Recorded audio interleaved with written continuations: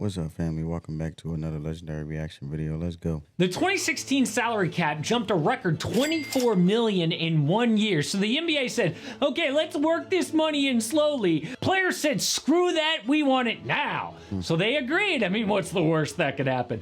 Well, it led to horrible contracts and it led to a lockout, I believe. Warriors getting Kevin Durant after a 73-win season. The West was basically not competitive. So to stop that from happening again, the NBA made two huge changes. One of them is to smooth in the money this time. The other is the new CBA. And I've heard people say, what's it gonna do? How's the CBA gonna change the NBA?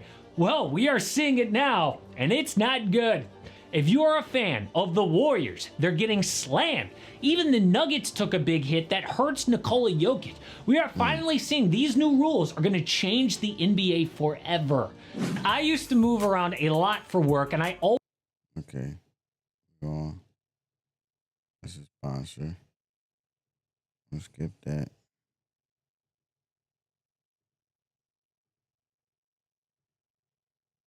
All right, let's get to it.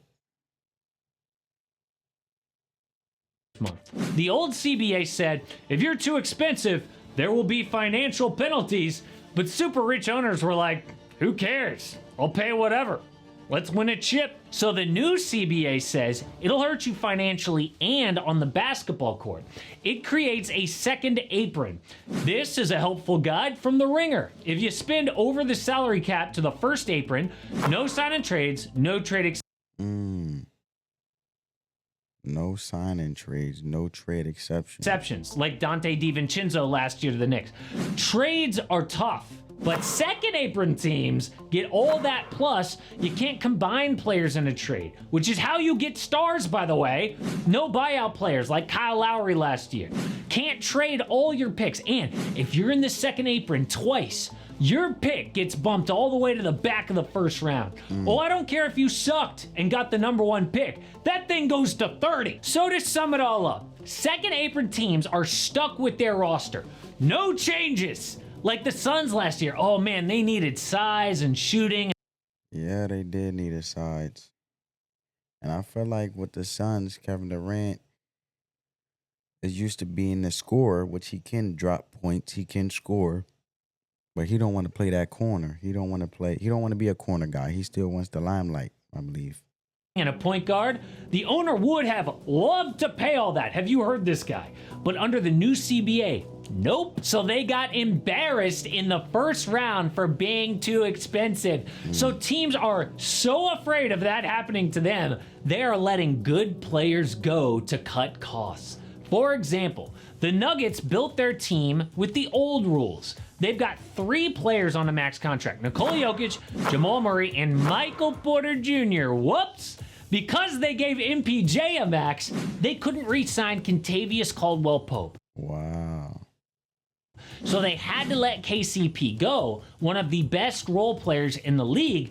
Yeah, and he's a great defender. Replacing him with Christian Brown. Christian Brown good too, though. That really hurts Nikola Jokic. So giving out bad contracts now is a death sentence. It's why we hear rumors about trades for guys on the max like Trae Young or Karl Anthony Towns, or why literally no one will take Zach LaVine. Another example is the Knicks. They brought in Mikal Bridges and paid OG Anunoby. Whoops, too expensive. Had to let go of Isaiah Hartenstein, a really good player. Then, I see the pattern here. If it gets too much, got to cut the costs. From a business perspective, you got to lessen the expenses. You know, because then too many expenses,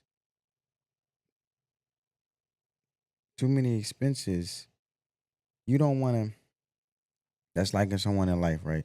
They don't want to have too many expenses that overrides how much income they coming in or how much funds they have.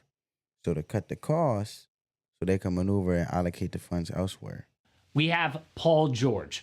The Clippers refused to give PG more than what Kawhi was making, less than the max. Is it because they don't respect Paul George? No, they're afraid of being too expensive. It's why legendary Warrior Klay Thompson actually broke up the Splash Brothers. It also explains the... Klay Thompson actually broke up the Splash Brothers. the weirdest moment on draft night. The Spurs picked Rob Dillingham, number 8, then traded him to the Timberwolves. Minnesota sent control of 2 first-round picks, which is crazy because they barely have any picks to begin with. Why were they so desperate? I mean, you never see a conference finals team trade into the lottery. What happened? Well, because the Wolves are so expensive, they virtually can't re-sign their own free agents.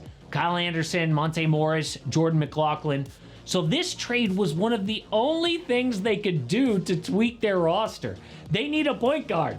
Dillingham is young, which means cheap. It's the future. Yep. The youngsters coming in, the newbies, you can pay less for, rather than the ones that accumulated value that's already been in the NBA. For the NBA, teams are going to pay their core, then constantly trade role players like OKC. They're going to pay Shai Gilgeous-Alexander, Chet Holmgren, and J-Dub. But every 4 years, they're going to dump good role players for cheaper ones. So talent is going to get spread around the league. The NBA's been trying to do this for years. In 1984, they made the salary cap. In 1999, the luxury tax. They made it harsher in 2011, but nothing worked. Since 1990, there have been 11 repeat champs in the NBA. That's as many as the NFL, NHL, and MLB combined. We just have more dynasties in basketball. Why? Because hoops is so dependent on stars. Think about the NFL. That is true, because they need a face of the NBA to continue to gain viewership, let alone continue to prosper as an organization. NFL and MLB. Outside of quarterback, no one player matters that much. Sure. I mean, this dude, Mike Trout, is an all-time baseball player, has made the playoffs 1 time. So the NBA wants to kill the dynasty once and for all. But is that a good thing? I mean, you might think, yeah, this is great. Every team's got a chance to win. But what do the numbers actually say? Well, the NBA had horrible TV ratings in the 70s. That's why people say that Magic and Bird saved the league with 2 dynasties. Then Michael Jordan took it to a whole other level of popularity when the Bulls dynasty happened in the 90s. That dip right there is when MJ retired to baseball. Ratings have never fully recovered since Mike. Wow. So Magic and Bird sparked the ratings, but MJ spiked the ratings. Left, but lately it's hit a new low like the 70s. Can you believe Celtics? It seemed like it's lower than. It looked like it's lower than the 70s. It's just not that interesting. I think this is my perspective. I think Adam Silver has a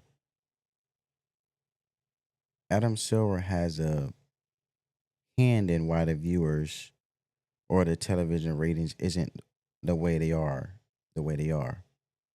I mean, they cut veteran, amazing basketball analysts, you know, NBA cutting ties with TNT, you know, a lot of legendary and ESPN analysis or taking a back seat or being cut business-wise. The finals don't feel like the finals anymore. You know, it just don't seem the same. Lately, it's hit a new low like the 70s. Can you believe Celtics Mavs only got a 5.8 rating? That is the 3rd least watched finals of all time.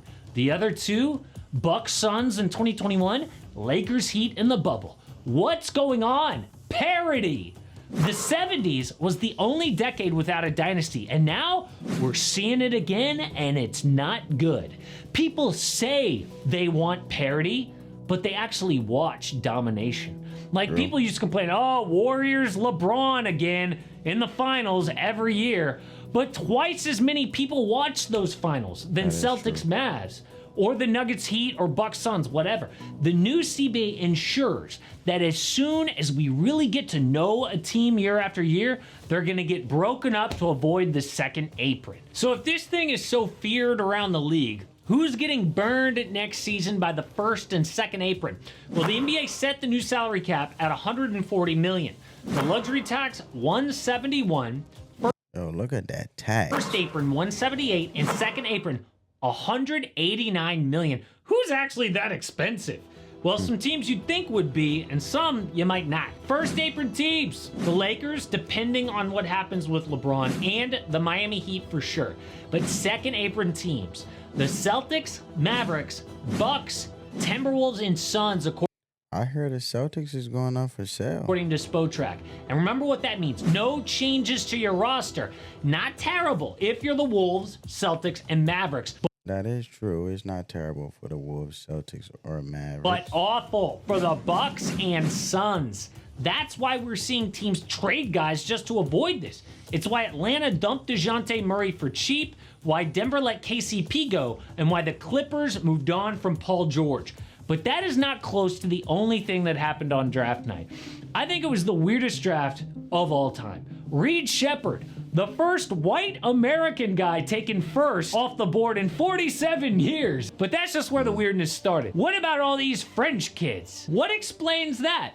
But everyone is talking about Bronny James. Is it unfair that LeBron got his son drafted? Or did the Lakers actually have a good reason?